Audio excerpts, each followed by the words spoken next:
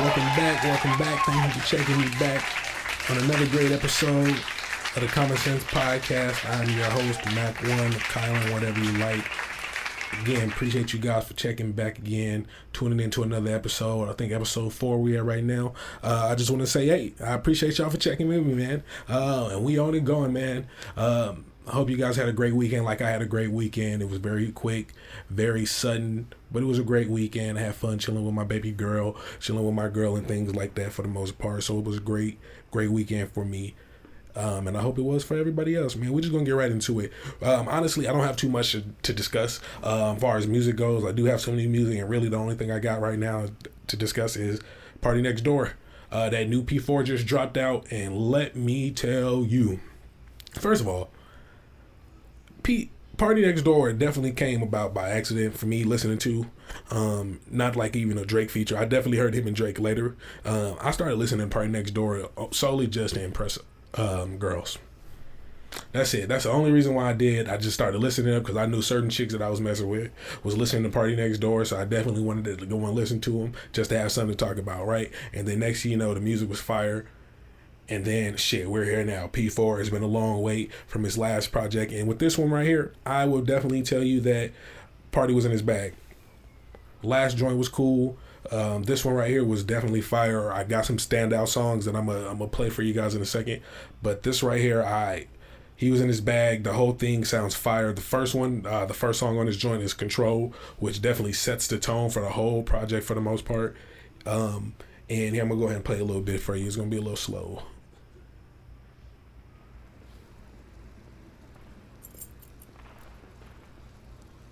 We just gonna skip it a little bit. Sorry.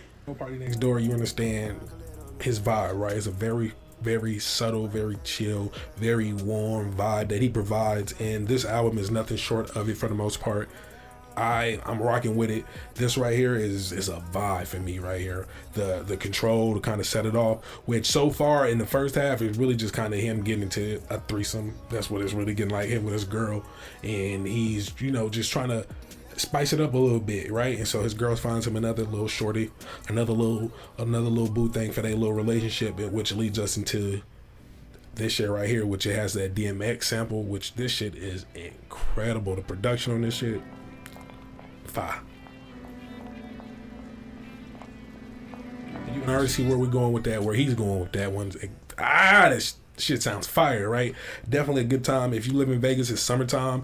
That is a summertime late night cruising on the 95, cruising on a 15 late night, 1:12 in the morning. If you got your little shorty late night, y'all passing the stadium right now. You might be on the strip. This is I'm on a strip cruising late night. Me and my girl just smoked. We just ate. We cruising, we little feeling it, we lit. We throw this on right here, and this gonna get the mood going right here. This gonna get the party joint right now, right? So the next joint he has right here, and this is my favorite one right now. It's called Her Old Friends, right? And I'm gonna let you hear a little bit on why, and I'm gonna tell you why this is my second favorite one to lose my mind.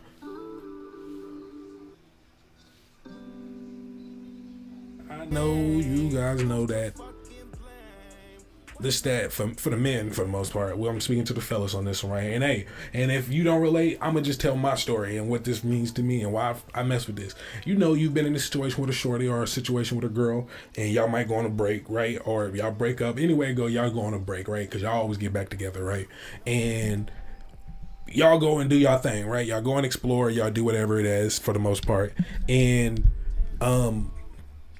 you do your thing, she do her thing, right? But there's when you're a certain type of individual, when you're a certain type of guy, for the most part, and you have a standard, you have an ego, and however you look at this, however it may be, right? And so there are situations where a girl might mess with somebody that you might look at. Now, guys, women gonna do what they gonna do. They gonna do what they gonna do, and they gonna do what they gonna do for the most part, right? I don't even need to expound, but we all adults here and we all grown for the most part, right? So once women go ahead and do their thing, man, we do their thing, and as a couple, we reconvene and we get back together and we discuss.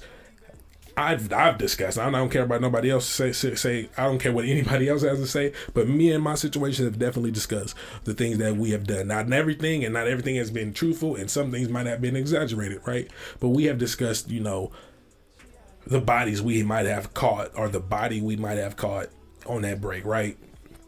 And so, depending on who that person is, she might tell you a situation on the person she might have messed with, and you might look at them like, you him can't be right. And usually that is the cause, because her trifling ass friends have gassed her up to go ahead and make those decisions. So when I hear this right here, her old friends ain't ish, right?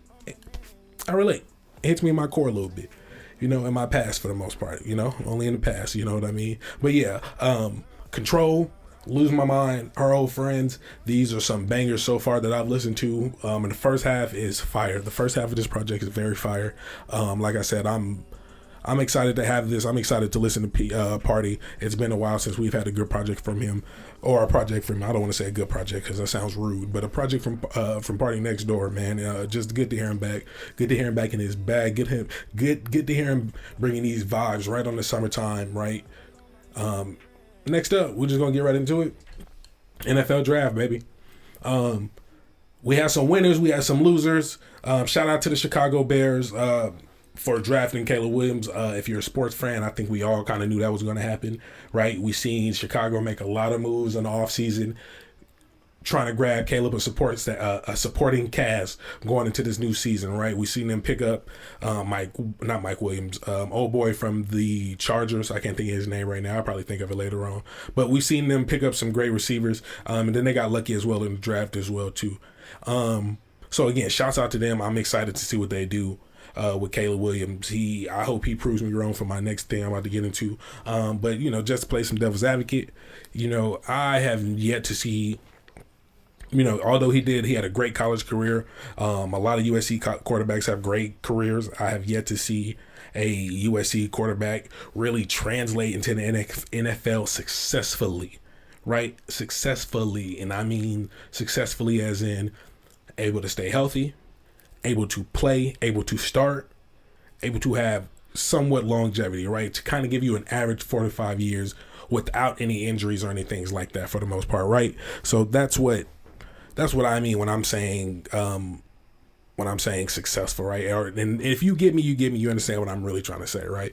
So again, you have from your Matt Leinart's, Cody Kessler's, Matt Barkley, Sam Darnold's, Mark Sanchez, whoever else. Carson Palmer might have been the best USC quarterback so far, right?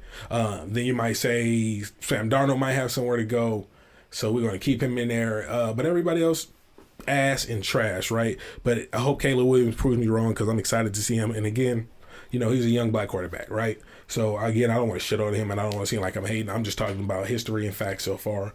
And again, not his game. I'm just talking about the history of what USC quarterbacks have done in the NFL, and that's not too much for the most part, right? So moving on, shout out to my Falcons for picking up Michael Penix Jr. from the Washington Huskies, man. That was a great pickup for us, but at the same time, I'm questioning, because I'm like, we just paid Kirk Cousins all this money for an old 36, 37-year-old quarterback with hella injuries. Like, what are we thinking? Atlanta, what's going on? Arthur Smith, like, what you guys got going on? Not looking good to me. Not looking good, right? But I'm excited to see what the future holds. I'm sure Kirk is there just he's going to start. Off the rip, he's going to start. I mean, you're going to pay him either that, or they're paying him that money to help coach, to be a quarterback's coach at this point, to be a good veterans guy, right? You've seen the pictures on social media of the movie from Any Given Sunday, I believe, of Jamie Foxx and old guy, I forgot his name. I can't say the old dude name, but number 8 and number 13 from that. That's what they look like for the most part. Yeah. But I'm excited. Michael Penix had a great college career, and again, like I said, we're gonna see what he does as well too, right? I don't want to put all my eggs in one basket, especially as a Falcons fan. I mean, I don't really ain't got no other choice, unless I want to join the Raiders. But I'm excited to see what this does. I'm excited to see what we do as a team, as an organization, because we got a lot of star players that go around, right? From tight ends to running backs to defensive pickups that we picked up. Again, we've been struggling in our secondary for the last few years, although we made some number 1 picks or some first round picks in the past. So again, I'm excited to see what we do as an organization, right? But that's my sports talk for the most. I don't have too much to get into it on my sports end. I'm sorry. I'm tripping. NBA playoffs, right? I think I think Boston's playing right now. I'm not watching the game to do this podcast.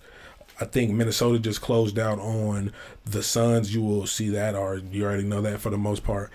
I think we need to have that talk, y'all, about Kevin Durant. And I'm saying this as a hurt fan of Kevin Durant. And again, maybe his age, maybe it's the injuries that he's had. Kevin Durant, not who I thought he was. I'll say who I thought he was to be, right? I'm used to thinking or seeing that he was number 1 to 2 in the league, right? And going into the series, I didn't see that at all. I seen an old guy just, playing in a role that didn't look like it really suited him. And I'm not blaming KD for the loss. I'm just simply saying for Kevin Durant, he's just not that guy. Right? We've seen the Golden State things, and we've seen, him get rings there, then him leave due to the Draymond situation. But I'm just seeing that, I was to say that he might not be that guy, and just goes back. I was, not the biggest LeBron fan like I am today, but I would always put KD right above LeBron. Right? I've just seen KD perform better against LeBron than LeBron has performed against KD, right? So those are my reasoning. That's the only reason why I'm saying this. That's why I used to put him up there. But after watching this, and especially with the supporting cast that the Suns have had, right? So again, we're going to shift some blame to Devin Booker, right? He's supposed to be an all-star guy. I'm not sure if he's saving his energy for the Olympics for the most, but I didn't see a star from him like that. And you got your boy Bradley Beal over there. I think they have a super team. They definitely have a super team. But again, what they don't have with that super team, they have forwards and guards, but they don't have a great point guard, right? They don't have anybody to be able to move, set pieces, set plays, actually orchestrate plays out there for them to move. Again, they're just playing kind of free loose basketball. That's what I'm looking at from the Suns. Nobody's really playing defense. And that young boy, Anthony Edwards, the truth, that young boy looked like a Jordan. He looks like a young Jordan in his prime right now. That's who he looks like, right? Let me get a little sip of water. Sorry for my radio people that weren't professional, but oh well, this is my podcast. But Anthony Edwards he's that guy. He's what we expect certain players to look like. And for him to be a young guy, I think season 3, 4 in, and he's balling like he's balling. I promise you, I'm a Celtics fan, and I love my C's, but they're a little whimsical sometimes, right? And if Anthony Edwards and those Minnesota Wolves play like they are right now, playing through Anthony Edwards, giving him opportunities, giving him great looks, he's creating great looks himself. If they continue to play like this, to be honest with you guys, Minnesota might get a ring sooner than we expect them to get a ring, or anybody's looking at, because the way that young boy's playing, the way their guys are playing defense over there, they kind of look really unbeatable at this point. And again, they completely swept the Suns, which to me is disappointing, especially in them 3 guys over there. Like I just stated earlier, it looks bad. But again, like I said, it's the organization, it's the coaching. Like, there could have been a lot of pieces that could have been moved around over there and things like that for the most part. But yeah, I think KD isn't who I thought he was. He's not that guy, right? He's not that guy.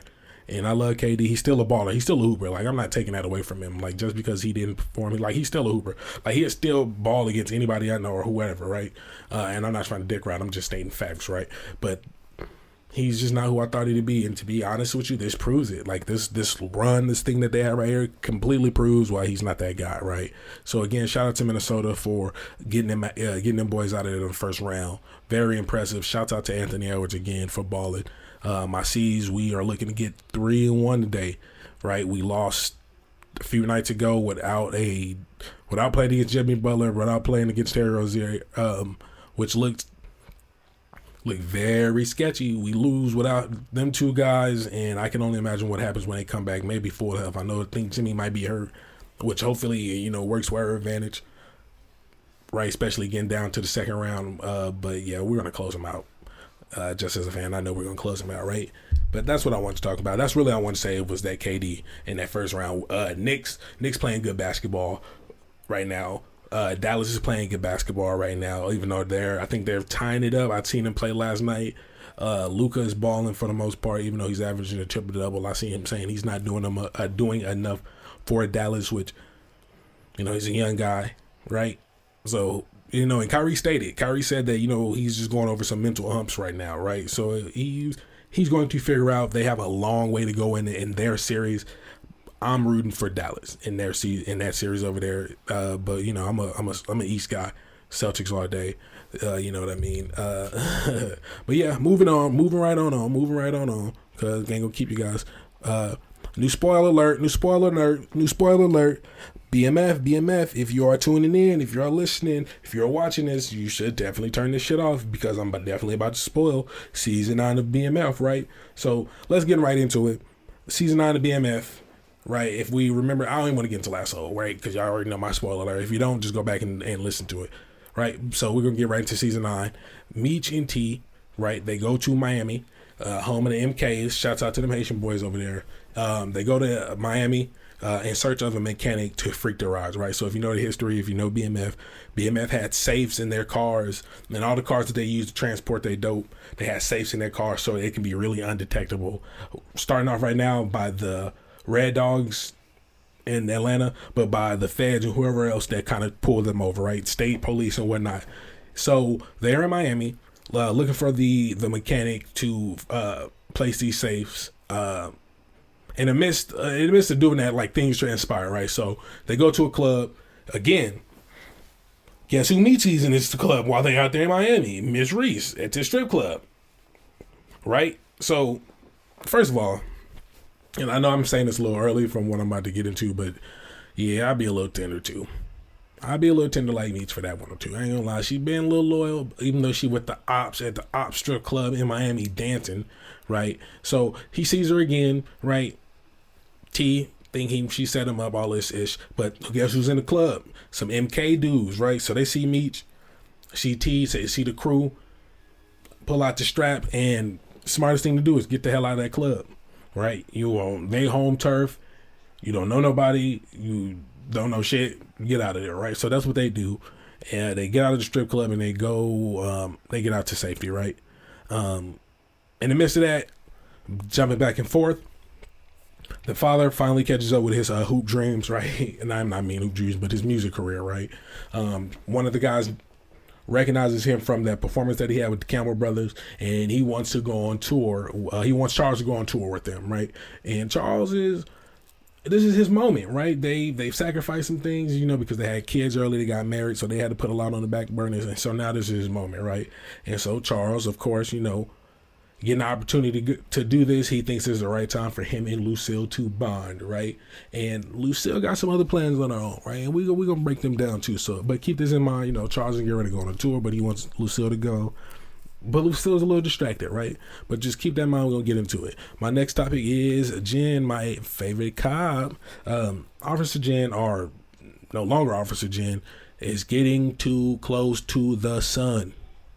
Getting too close to Henry. And I assumed, after saying last episode that she was going to die this episode, she didn't. She was close though, right? But what ended up happening is getting close to that sun, and the sun got them cheeks, right?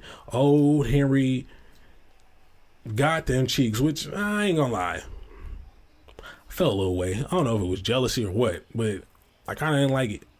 I thought she was going to say something else and do something else, but she overdoing her job at this moment, right? She overdoing her job just to get this info to put this girl down, right? It seems like she's actually falling for this girl, right? And I don't know if she's falling for Henry, trying to do this fake not this fake investigation, but trying to do this investigation and going deep undercover, right? So it seems like she's doing a hell of a job, right? Let her get the cheeks and things like that. So again, I'm assuming it's this vulnerability thing that Jen is allowing Henry to tap into, right? To kind of get her guards down. So that way she can be able to manipulate it and sneak her way through and kind of get some information, right? But if you ask me, I think Henry gonna end up taking her out, right? You see that weak ass wig Jen been wearing is crazy. And Henry ain't noticing this shit, right? They just say cop all over me. But so that happens, right? So Henry get the cheeks of Jen, and she gets the cheeks, right? So they continue doing that, right? So we're gonna spin back to that a little bit later, and then we're gonna get to T and Markeisha, right? So if you haven't seen it, or if you gonna see it, Markeisha is still pissing me off. And on this episode, I'm finally happy that T was able to put his damn foot down, right? Again, they're in Miami. The block is hot for BMF, right? The block is hot for BMF. So T comes back to the place, tells Markeisha, because she looked like she's getting ready to go out, hey, just stay in. It's a little hot out here. You know what I mean? I don't want to lose you out here on my BS, right? Guess what Markeisha ass trying to say and do? I'm a grown woman. I know what I can do. I can handle myself. I can go out. And T like, nah, baby, this ain't like, this ain't like the last dude you was with. These dudes look like the JV squad. To make them dudes look like the JV squad. These MKs is serious work. And I'm gonna explain why they some serious work, right? So Markeisha's doing this whole bickering and back and forth. And to be honest with you, I would have just let her ass go out there, right? But again, T can't do that. He understands. He loved this woman. She got kids. It would just be a horrible situation to kind of explain and just trying to get through. And then again, he don't want them demons in his life. He don't want that blood on his hand, right? So again, he puts his foot down, saying, you know what? If this is what you want to do, if you feel like you're going to step off, do what you got to do, right? And I'm going to do what I got to do, right? For the most part. So that ends up happening, okay? So fast forward.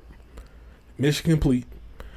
Meech and them find a guy who can freak the cars out, put the safes in them. They ended up getting the guy to do it. They add him to the team, and now BMF becomes pretty much officially whole in this moment, right? They have the dope that they need. They got the transportation that they need. They have the means of hiding and coating the smell and keeping everything undercover due to the mechanic that they found in Miami, right? Which I think he is moving to Atlanta, then open up a shop and, be their guy, right? So fast forward. Oh, well, I could talk about Markeisha gassing him up, but we already kind of passed that, right? So fast forward that, right? Keep that in mind. We're going to go right back to Charles and Lucille, right? So again, Charles wanted Lucille to go on tour. Lucille has her mind on other things, right? And her mind happens to be on the good doctor, and he is at it again, right? So if we watch this episode, the good doctor has taken Lucille out to eat, and they're enjoying dinner, serenading her, things like that, giving her that old game. And Lucille's still a little hesitant, right? And married, right? She's still hesitant and married, but again, she has feelings for this guy, and the doctor just lets her know, like, hey, I got this. Well, Lucille says, why we get a restaurant at a hotel, right? Now, she a woman of God. She a grown woman too. And she got needs, right? So she know what's up. So she asked him, hey, well, we got this here. And Maurice just say, hey, I want to feel you. I want to love you. Right? So he pretty much lets her know that, hey, girl, my feelings, my emotions for you are getting stronger and stronger. And I just want to get with you, right? So boom, next thing you know, they are leading right back into the room in the hotel, and they are getting it. But like I said, Lucille is still married. She stands on business. She stops a good doctor, right? She stops and lets him know, hey, I can't be doing this. I'm still married to Charles. In the eyes of the Lord, this don't look right, right? And what does the good doctor say? I've been waiting on you for years, and I'll keep waiting again.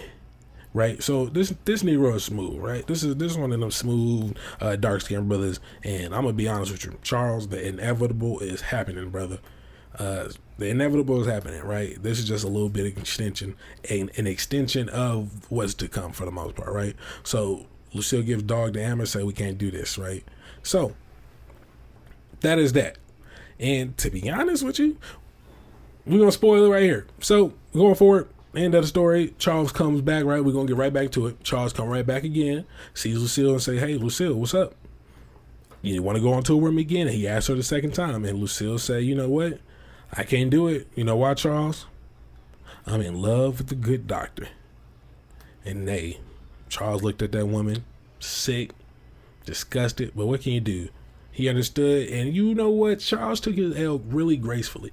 I say that, and I guess he felt like he did what he could do, right? He could do what he could do, and he just couldn't know it back, right? So Lucille gave him his answer, and I think we got the inevitable answer that we all kind of knew was coming as well too.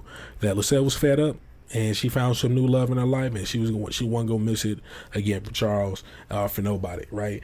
And Charles, hopefully next episode we see that he take that deal. But Charles, please just go on tour, brother. Please just go on tour. Anybody watching this, my lips are dry. Just excuse me right now, a little cotton mouth. Just excuse me, please. Just excuse me, right? But things happen, people move on. You know, Charles made a mistake that cost him his wife, somewhat in his family as well too, right? And again, in season 9, hopefully in season 10, we'll kind of see what kind of happens a little bit, and then going into season 4, we'll kind of see what transpires a little bit more. But in that sense, Lucille and Charles, it's a wrap for them, right? So going back again, meeting them at the crib, at the hotel. Like I said, they're successful, so they're getting ready to head back to ATL, right? They're getting ready to head back to the ATL. So in the midst of that, as they getting ready to leave the hotel, guess who pulls up to the hotel? God damn it. Meech and T and Reese getting ready to, and Angel, not Reese, Angel Reese, look what I'm thinking about. Meech, T, and Angel are getting ready to leave, and guess your man pulls up, the Haitian Don Dada himself. Glock pulls up with the squad. Right, and these Negroes not playing no games. They pulled up machine gun ready, machine gun heavy, and for some odd reason they don't give a fuck, right? Because at some point they see Meech does his Bruce Leroy ass kick to kind of evade from Glock to get outside to their car, and the Haitians do just start spraying in this nice hotel. Just don't give a fuck. Like, just rules don't apply to them. Like, they could just do whatever they want to do, right? They just start blasting in this joint, right? And that was kind of crazy, right? Which didn't seem realistic. And what I didn't like either is that little weird fake ass dialogue they had, right? It sounded like a scene in Grand Theft Auto that he said, the car's right there, we just got to go get to it, right? And then bam, Glock turned around, happened to see him Meech do a Bruce Leroy kick to do it, right? But that's not even it. The crazy part is this nigga Glock dies and gets shot by his own team, right? As Meech and them escaping, right? Trigger happy ass MKs shoot and kill Glock, right?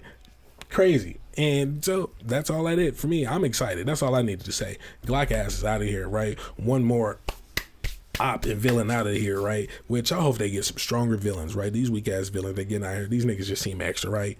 So boom, that happens, and boom, we off to Atlanta, right? And in the midst of getting right back to Atlanta, guess who just kind of just does a pop-up scene?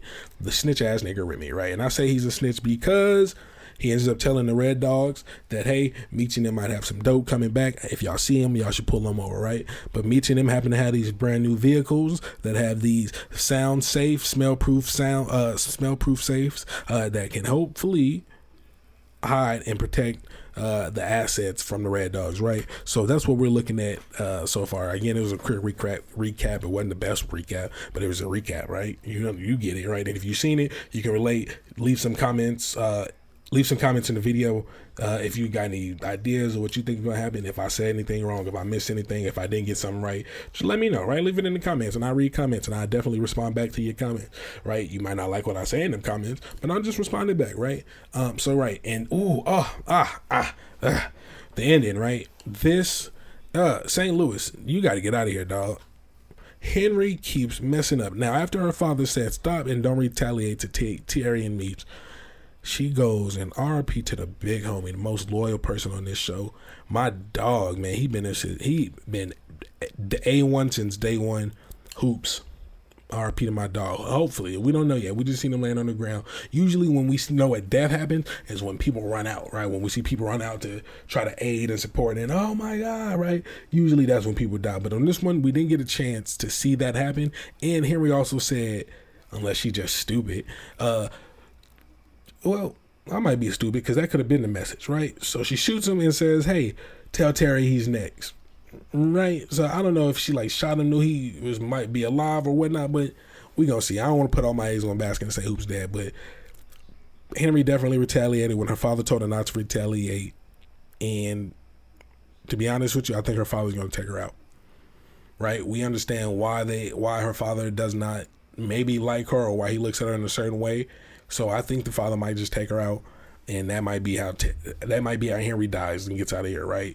Like Glock, the way Glock died, I can see that one coming. So why not see Henry dying by her own father? Or plot twist, she doesn't die by her father and she dies by Terry, right? So that's my BMF recap, right? That's my little short thing about that. That's the segment that I have on my BMF, right? My next segment is a close to home. So anybody not listening that's not local, it's a small segment, but it's close to home, right? So pretty much last week, a Las Vegas high school teacher There was an incident in the high school that took place at Valley High School between a student and a substitute teacher, a 27-year-old gentleman that I'm not going to name, against I think a 14, 15, 16-year-old student at the high school. So apparently what happened was this young student, he was a Hispanic kid, it looked like, was calling this substitute teacher, was a black male, young guy. It looked like they said he was calling him slurs, right? So again, if you're listening, sorry, but I don't know if they was calling him the hard ER or if he was calling him nigga, right? And then if you watch the video, or if you've seen the video, which I'm gonna play a little bit of the video somewhere in this thing right here. If you've seen the video, then you know how the kid said. He said, "Nah, you gonna go to jail, nigga," right? And let's be honest, right? We've definitely heard Hispanic kids say that word, right? So honestly, what I think what happened, and again, before I get into what I think happened, although we didn't see all the videos, right? We just seen some of the kid in the beginning of the video kind of swinging on the teacher, and the guy, the 27-year-old substitute teacher, giving that kid a 2-piece combo to the face, dropping him some more. Right, he stands over the kid, talks some craziness to him. Right, I think he's like, "Are you crazy? Are you crazy?" Slaps the kid and things like that. Which again, as a teacher, as an adult, as a role model, I don't want to say role model, but as an authority figure to these children, again, I understand that kids might push buttons. I understand that people might push buttons and things like that. In a situation like this, even if the kid swings, there's got to be a better way to handle this, right? For one, that young dude,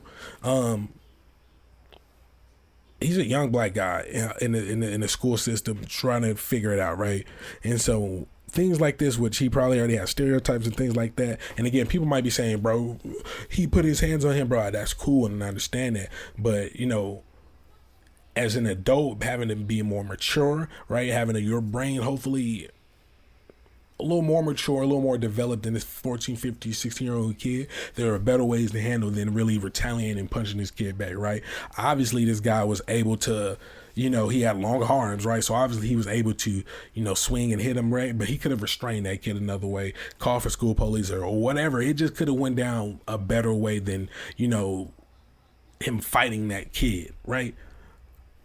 I think it was uncalled for. Some people might say otherwise, say that kid got what he deserved, hey, sue that kid, all this and that. But again, as an adult, as a person who was a little more mature, you should have handled that better, right? Again, the kids say things all the time, right? However he said it, I can't tell nobody how to feel about how they feel about things like that, right? I just can't tell nobody how to feel, right? So if that guy was tender about a kid saying, "Hey, nigga," or "Hey, nigger," like regardless of whatever was being said, strong emotions, right? So however you want to say it, however you want to see it, but I think he should have done better as far as being able to compose himself a little bit better, handling that situation a lot more than, really taking it viral and fighting this young kid, right? I think there could have been other ways to discipline that dude or what not be, but to handle the situation better, especially being the adult, right? I can understand if it was 2 high school kids and those things were said and they fight, right? I definitely understand it, but for you to be a substitute teacher, right?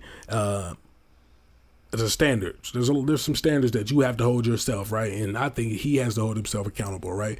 And to be honest with you, I think the substitute teacher definitely takes more punishment than that kid does, right? Because again, I think there are ways to handle it, right? He's a kid. They're not gonna kick him out of high school, right? For a situation like this, they're not gonna kick him out of high school, right? They might go to opportunity school. He might get some type of punishment, but I guarantee you that teacher will have way more far punishment, whether it's being there or however it might be. But again, I think he should have handled it a lot better than what was done, right? Than putting his hands on that kid, him being physical with that young man, and things like that. But hey, however people feel, right? Some people might feel different. That's on you. You feel however you want to feel. I'm telling you how I feel. I think he could have handled it better. I didn't think he should have put his hands on that kid, right? There's a for what is it? For every action, there's a reaction, right? But there doesn't always need to be instant 10, right? So again, if you have that type of composure, if right, I've definitely had situations where people try me and play me, right? But I understood my environments and my situations where I was at, and although I wanted to do something bad and I wanted to retaliate and do things like that, in the environments that I was in, the odds would be totally against me and expected of me to react in a certain way, right? So again, I'm playing again. This is common sense for me, right? Again, you can say whatever you want to say, but at the end of the day, you pick and choose your battles, right? You retaliate another way. You do things another way. There's just things and ways you handle certain shit, right? And again, we're going to see how this plays out. Again, I'll try to keep you guys updated going into the next episode on what this looks like. But again, like I said, I think that young man should have handled it a lot differently, right? But again, I'll some way put the video here so you can watch it. You be the judge of it. If you have not seen it already, leave me a comment. Tell me what you think in the comments. Am I right? Am I wrong? Am I halfway right?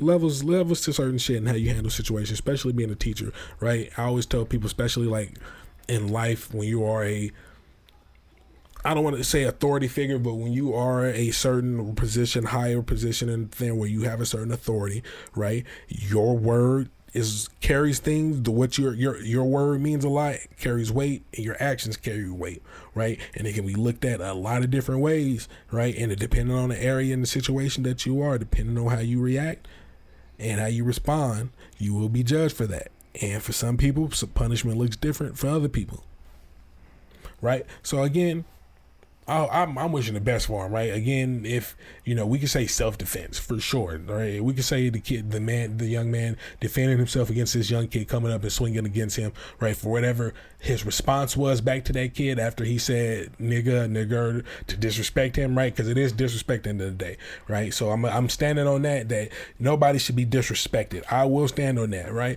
But you can get your get back in your way. You can stand on business another way. That's all I'm saying. You can stand on business another way than doing that, right? You fight somewhere else. Don't fight at the school, right? Something like that, right? But don't just do it in this way where we in this technology in this day and age where, it's going to be on camera, it's going to be on TV, it's going to be, recorded or whatnot, right? So that's all I have on that. That's all I got for y'all today, man. Like I said, it's gonna be a quick episode, nothing too long. We're gonna keep y'all here all damn night or all day. This is a Monday for me. It is Monday actually, but you know what it is, y'all. But again, like I said, I appreciate y'all for tuning in to the Common Sense Podcast. I appreciate y'all 100 times for just kicking it with me, listening to me talk. In the whole episode and all the things, this and that. So again, I'm only going to get better, right? That's my mindset. That's how I'm looking at it. But again, that's all I got. We out of here. I'm going to play a little tune for y'all on that way out of here. For my audio listeners, my visual listeners, sucks for y'all. But that's all I got. I'm going to pray my man Jeffrey, free to go. The goddamn longest trial he's dealing with right now for the most part, right? But yeah, that's all I got with y'all. Again, thank y'all for tuning in. We out. It's fucked up what they doing to Thug right now. If y'all watching this trial, this case, it's kind of fucked up what they doing to him right now. All these witnesses that aren't reliable. The judge seems very biased, or he's just trying to be really sure and certain. But Thug is really getting short end of the stick on this trial right now. And again, you can all see that it looks really scamish. But hey, that's all I got to say. We can get back to it. And I'm out of here.